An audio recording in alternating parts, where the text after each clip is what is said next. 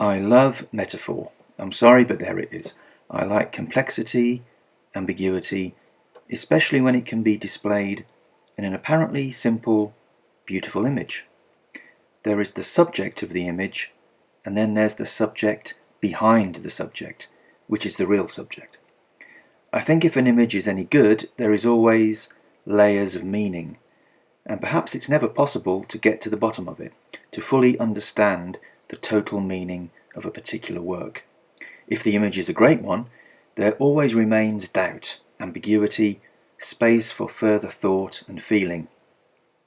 No matter how many times you look at an image, whether it's a painting or a photograph, or indeed it's the same with a great novel or a piece of music, no matter how familiar you may be with the work, you are left wanting more. How many times have we bought a calendar full of beautiful landscape photographs? We turn the page on a new month and gosh, what a beautiful sunset. Look at those mountains and the reflection in the lake, wonderful. But then, remarkably quickly, you grow tired of the image, and by the time the month is over, you are delighted to rip the page off, bin it, and the whole process begins again. Many landscape photographs are like this. Initially very impressive, a spectacular view of the Matterhorn or the Grand Canyon or the Eiffel Tower perhaps, they quickly lose their appeal. These are what I call shotgun images, because they give you a big bang at first and knock you off your feet, but after that initial bang, they've got nothing. They're loud, but empty. There are other landscape photographs that tend to do the opposite. At first they seem very simple, maybe even a bit boring, but for some reason you keep going back to them, they niggle at you somehow, and the more you look, the more you get, the more it opens out. The images provide you with space psychologically, emotionally to expand and explore. The photography of Robert Adams is a fine example of this type of work. One would broadly call him a landscape photographer, but his work is so much more than just charming views. Often one of the hallmarks of a great work of art is the feeling of effortlessness, as if the artist picked up his brush, or his camera in this case, and dashed something off without really thinking about it.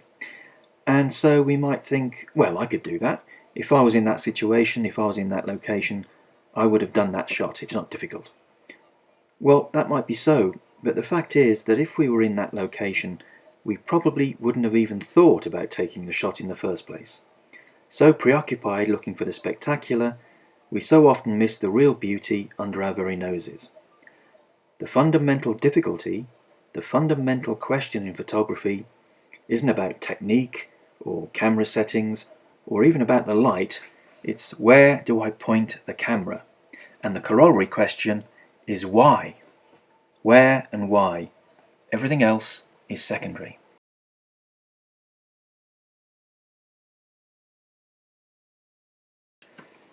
I am interested in metaphor, and for me, in much of my own work, the subject behind the subject is inevitably death.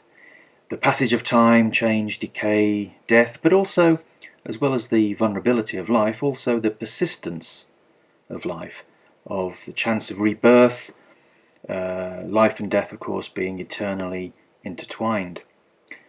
The mundane, the beautiful, hope and despair, death, the possibility of its transcendence infuses the work of Robert Adams, which at first glance seemed to offer everyday scenes of trees, country lanes, and corner shops. Much of Adams's work concerns the impact of man on the landscape, and particularly the effect of commercialization and the exploitation of natural resources on nature and local communities. He was an environmentalist long before it was fashionable to be so, although alas we seem to be now entering an age when not only is it unfashionable again, but positively hostile to the powers that be.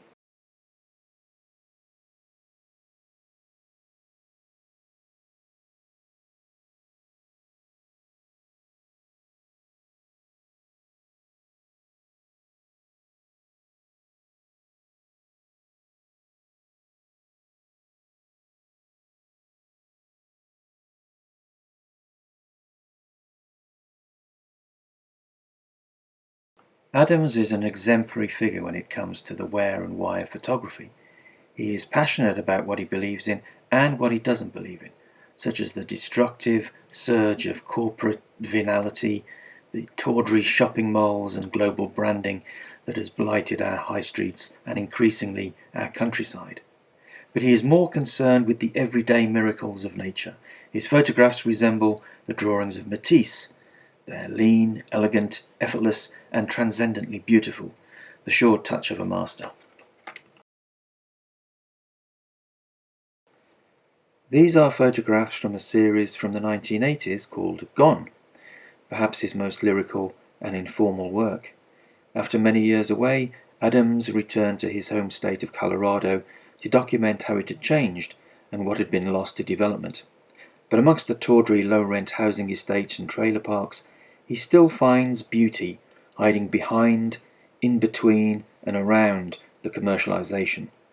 These are the little oases of nature we find in suburbia, forgotten corners of greenery that somehow manage to escape the bulldozer and the cement mixer. Ordinary places, ordinary miracles.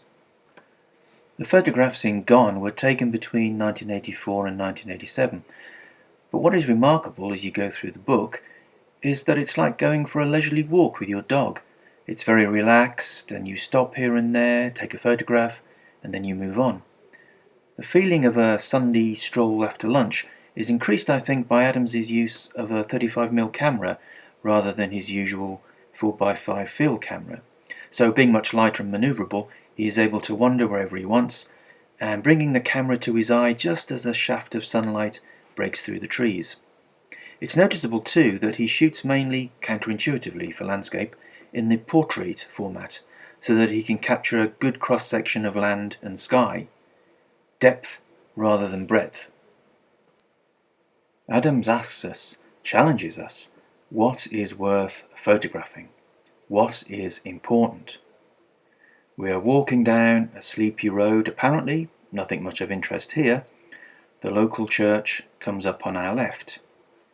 Two big vehicles parked on the drive. Evidently the building is being repaired. But you'll notice there's no logo on the side of these vehicles. They don't look like they belong to a professional builder. So probably these are just local people, parishioners, who are taking the time and trouble to repair their own church, free of charge, doing it perhaps out of a sense of duty and love. Everyday miracles. Adams challenges the conventional rules of landscape by often shooting directly into the sun and utilizing sunspots and solar flares, which are an anathema to many photographers. But not to cinematographers.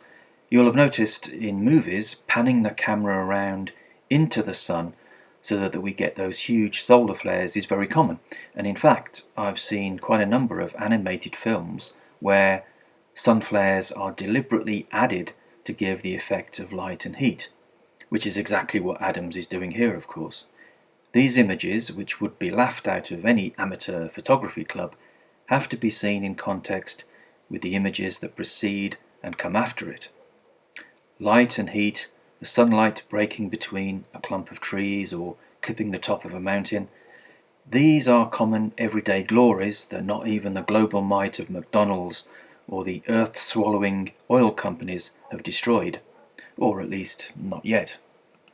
We raise our faces to the sunlight and delight in its warmth, surrounded by birdsong, a breeze on our cheek, our dog thumping its tail against our legs. Whatever troubles we may have at home, we have this.